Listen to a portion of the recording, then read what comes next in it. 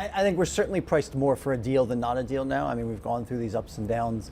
I think you had a tweet, a few weeks ago that we were very, very close, and we can kind of continue to see there are a number of issues that have to go off. So I think enforcement was critical if you wanted to see a deal get approved, because both sides wanted to make sure it was delivered, especially the U.S. Otherwise, it was just a lot of talk, and nothing was going to come through. But I think it still seems like there's at least several more weeks of this to go before you can really say we're done. Don't you feel like we're just being nursed along here and read one more storybook while everybody tries to work out some detail behind the scenes? I mean, there's no real tangibles at this point, and we were promised a deal in a 90-day window at the start of the year that didn't happen, and here we are in almost mid-April and there's no deal. Why do investors have so much faith that there's something forthcoming?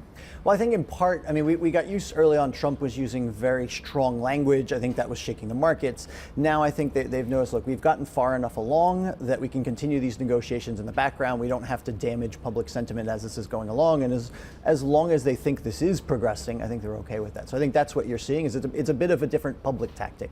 I think behind the scenes everything is still going along as it was, but I think they're trying to keep this a little more kind of rosy as it comes up front and just continue to work on the background, which potentially raises the downside risks. If we're all being sort of spoon-fed along that things are okay, and that's the only message coming out, and as we know, many negotiations break down at the end because what gets left are all the hard issues, there still is that downside risk once we get out of this. Yeah, and that's my point. I mean, is this deal already in the price for global equity markets?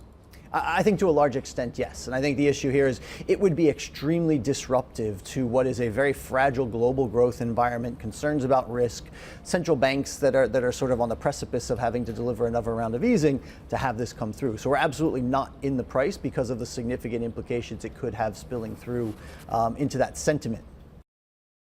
Hi, I'm Joanna Bersecci, and thank you for watching. You can check out more of our videos by clicking on the boxes on the screen. And don't forget to subscribe to our channel for more from CNBC International. Thank you for watching.